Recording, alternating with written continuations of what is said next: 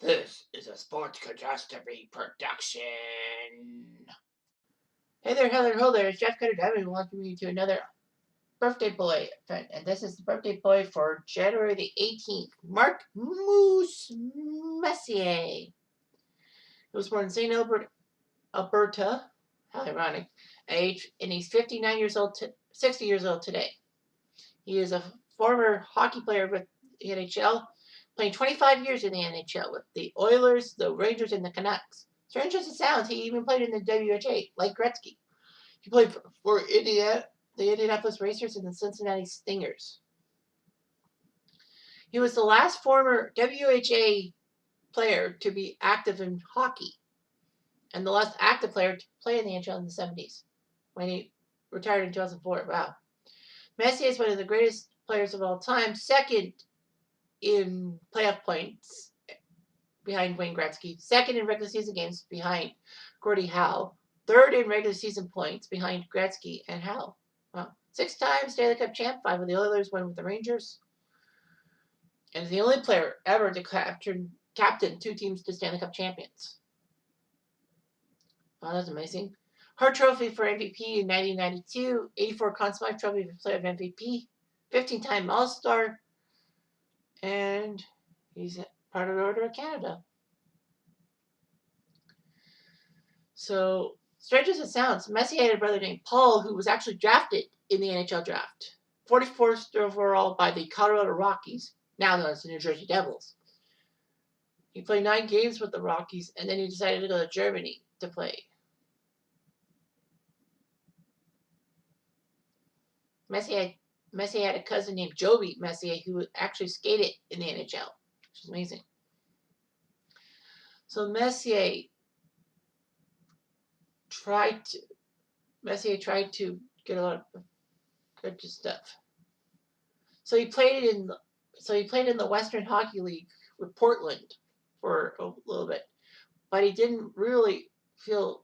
But he was going to be back to the Alberta Junior Hockey League, but he was too good for it, and he didn't want to play in the WHL, even though that could have led to a lot of talent.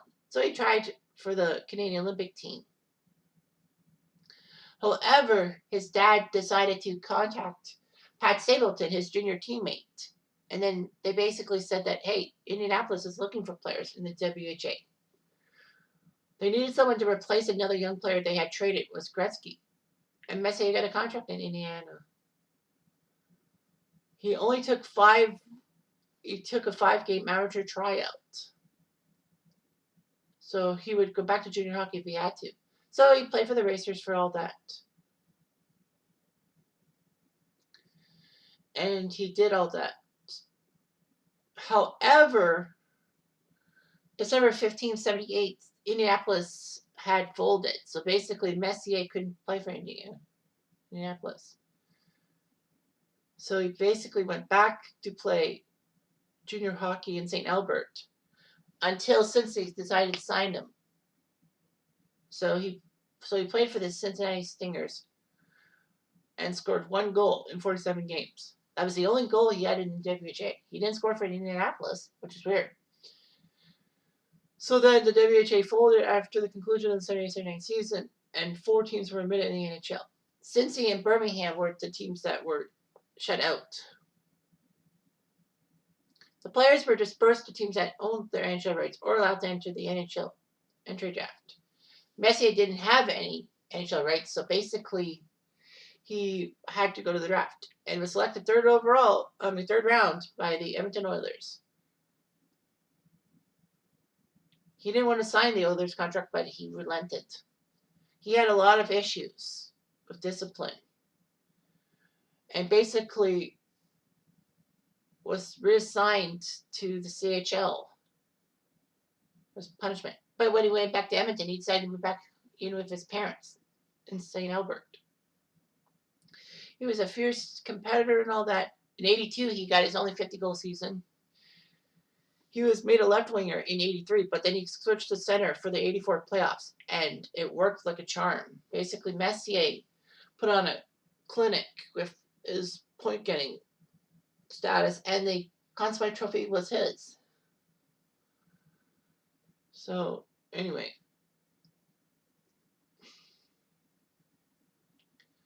Messier would lead the Oilers to cups in 85, 87, 88, and 90. It was amazing.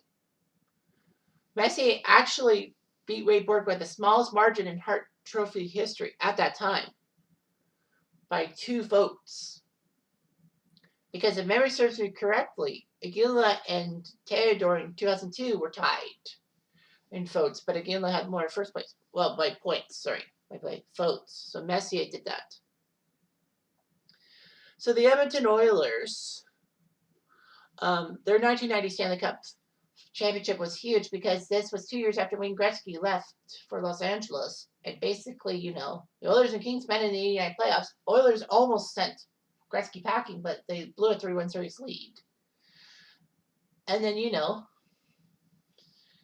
Edmonton suffered in the early part of the 90 playoffs. They actually were down 3-1 to the Winnipeg Jets in the first round after Dave Allen's double overtime goal. And then somehow, in some way, they won the last 3 games. They beat the Jets. They took out the Kings, and Gretzky getting revenge for the previous year. Then they took out the Blackhawks and Bruins on their way to the Stanley Cup. Messier was under contract in 1993. However, Mark and his dad, who basically was his agent, wanted a new deal. And Messier was actually upset that the Oilers were going to let Adam Graves leave the team to New York. And Edmonton ended up getting Troy Millette as compensation. He made a trade demand during the Canada Cup tournament saying that if the Oilers don't want to keep necessary players, then he should be traded. And Edmonton took him to task and traded him to New York for Louis DeBrusque, who is now a color commentator for Sportsnet, Bernie Nichols, who was a very decent player, but he kind of trailed off after leaving the Rangers, and Stephen Rice, the pride of the Kitchener Rangers 1990 Memorial Cup finalist team. But of course, he wouldn't last long in the NHL. In his first season with the Rangers, Messier won the MVP and guided the Rangers to the best record in the NHL, which should be a guarantee for a cup. But the President's Cup trophy curse happened, and they blew it against the Pittsburgh Penguins in the second round. They were up 2-1, and then that Ron Francis 50-footer that eluded Richter, basically it ruined the Rangers' confidence. By the way, the Rangers were the last team in 92 to hand Pittsburgh a playoff loss because Pittsburgh were down 2-1. They won the last 3 games against the Rangers. Then they swept the Boston Bruins in the conference finals. Hard to believe. And then they swept the Blackhawks in the Stanley Cup finals. Hard to believe. But yeah, that was 11 straight playoff wins. The Rangers missed the playoffs. And basically there was a lot of problem with Ron Smith, or whatever his name is, who was the head coach. So basically, yeah, he just lost control of his players. Roger Nielsen was behind the bench, and then they went with this guy. But Mike Keenan was given the reins to the 94 Rangers. So basically, the Rangers rebounded in the 94 season to be number 1 overall, which could be the kiss of death. The Rangers actually had a tough time after their first 2 playoff rounds, which they took down the Islanders and Caps in 9 games combined. Down 3-2 in the 94 conference finals against the Devils, Messier decided to perk up his team by printing that he guarantees victories. Guaranteed victory. It's kind of like Joe Namath's Super Bowl 3 guarantee or Babe Ruth's called shot. But he backed it up, despite the Devils obviously trying to get on Messier's nerves, when he scored a natural hat trick. A natural hat trick in hockey is basically you score your team's next 3 goals, not you score. Well, you score individually 3 goals, but you score 3 straight goals. So thanks to that, the Rangers went home to play Game 7 and narrowly won 2-1 on a Matteau double overtime goal. And then in the Stanley Cup Finals, the Rangers had a tough time. They were up 3-1 and nearly choked it to the Canucks. But then Game 7, they needed to win on home ice, and they did that. Messier was credited with the Stanley Cup winning goal in Game 7, giving the Rangers their first cup in 54 years. So he got he captained 2 teams to the Stanley Cup Finals. It was amazing. Yeah. So Messier, 94-95, the Rangers weren't the same because, there were a lot of issues with Mr. Keenan leaving the team to St. Louis. Basically, he and Neil Smith were clashing heads. Keenan just wanted GM duties because everyone trusted with GM stuff. But then Messier basically tried to get the Rangers through. Rangers got to the playoffs narrowly in 95, and they took down the number 1 seed Quebec Nordiques before the Flyers got them. But anyway, 96, Messier didn't get to 100 points. He just missed with 99 points. Rangers were okay. They got to the second round of the playoffs when they took down the Pittsburgh Penguins. Well, they took out Montreal before Pittsburgh got them. In 97, Gretzky signed with the Rangers, mostly because somebody messed up in the Leafs organization. Steve Stamkos. Anyhow, so Gretzky joined the Rangers. So Gretzky and Messier were expected to give the Rangers some respectability, and they did. The Rangers shocked the Devils in the conference semis to get to the conference finals, but the Flyers got them, unfortunately. Basically, the size and strength of Lindros and the Legion of Doom line helped the Flyers win. Messier left the team, and in the brief reunion of Messier and Gretzky being together again on the same team, Messier actually wanted to finish his career with the Rangers, but the president of MSG, Dave Checkett, said that they didn't think Messier was worth a 3-year, $20 million contract. Although Messier said he would have signed a 1-year contract extension.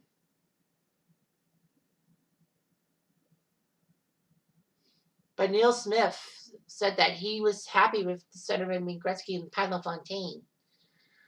And he almost got Joe Sakic when he got him to an offer sheet. However, the Colorado Avalanche managed to sign him thanks to the fact that the general partners in the Colorado Avalanche actually owned an entertainment entity that actually had the movie Air Force One starring Harrison Ford. And thanks to its gross financial things, basically making a lot of money at the box office, the Avalanche had the money in capital to match Sakic's offer from the Rangers. Then they decided to sign to Vancouver. It was amazing and all that. Of course, Neil Smith didn't foresee how bad Pat LaFontaine would have been with his concussions. Messier's return to Canada was emotional and high profile, but there wasn't much bliss. Trevor Linden relinquished the captaincy to Messier, and the Canucks fans were not too happy. It wasn't known if Messier forced Linden to give the captaincy or Linden did it on his own free will. But anyway, the Canucks had troubles. As Pat Quinn, who was the general manager, and Tom Rainey, who was the head coach, got fired. Linden was traded by the new coach and GM. Guess who? Iron Mike Keenan. He was traded to the New York Islanders when he became the Islanders captain, replacing Brian McCabe, for whom Linden was traded along with Todd Bertuzzi. So basically, Brian McCabe went to Vancouver alongside Todd Bertuzzi. This was kind of a decent trade. I mean, the Islanders stuck it. Thought they stuck it to the Canucks by sending McCabe and Bertuzzi away. But Bertuzzi flourished in Vancouver, and Brian McCabe would flourish, although elsewhere in Toronto, especially Toronto. And Messier wanted the number 11. The only problem was that it was unofficially retired.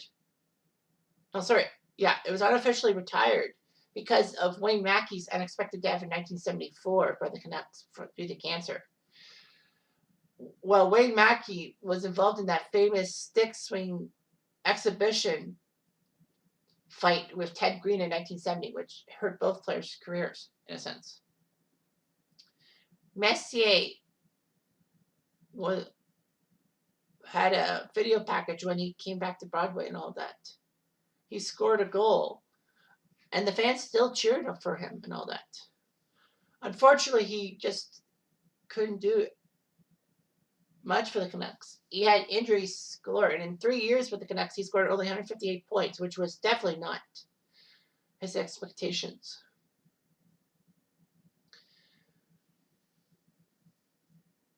He almost was part of the '98 Olympic team for Canada, but Bobby Clarke decided not to bring him. Keaton, of course, was fired as coach. Messier did not have a playoff appearance with the Canucks, and he decided to become a free agency. But the Rangers wanted him back, so they got him. And Glenn Saver was now running the Rangers. So the press conference had them symbolically burying a hatchet. And Messier guaranteed a playoff berth. And was given the captaincy when he came back. Brian Leetch gave it up for him. Messier looked good, but the Rangers kept missing the playoffs. So basically, yeah. He had his rights traded to San Jose for a 4th-round pick, which actually ended up being Ryan Callahan, which was great. But anyway, the Sharks held his rights for a few hours, but then he signed with the Rangers a free agency. Kind of a weird rule that you can get traded, and then basically team could hold your rights for a few hours and then re-sign as free agent. Well, Messier, November 4th, 2003, my mom's birthday, November 4th, scored a pair of goals to be second on the all-time point list. And the funny thing is, 11 days later, he actually would play in the Heritage Classic in Edmonton. Well, the Alzheimer's game outside at Commonwealth Stadium in Edmonton. It was amazing about that.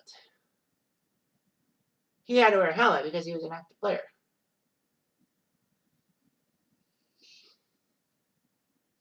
Basically, Messier decided to retire. He almost got the record for regular season games played, but missed by 11. Injuries would have helped him out.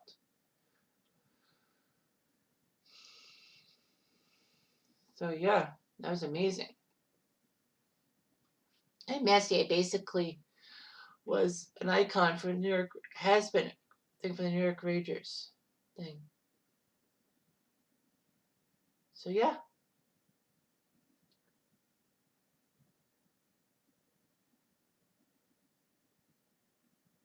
Yeah. So, good old Messier. Let's see here. What type of things? Yeah, his points in the regular season are 3rd behind Gretzky and Yager. Oh, he did beat Gordie Howe. That's right. Messier never won a scoring title. That was amazing. You know, he was playing Shadow for points totals. So, yeah, that was amazing. So, Messier will always be a fan favorite in New York Rangers' hearts. Fans' hearts. Anyway, I'm Jeff Diamond. I do.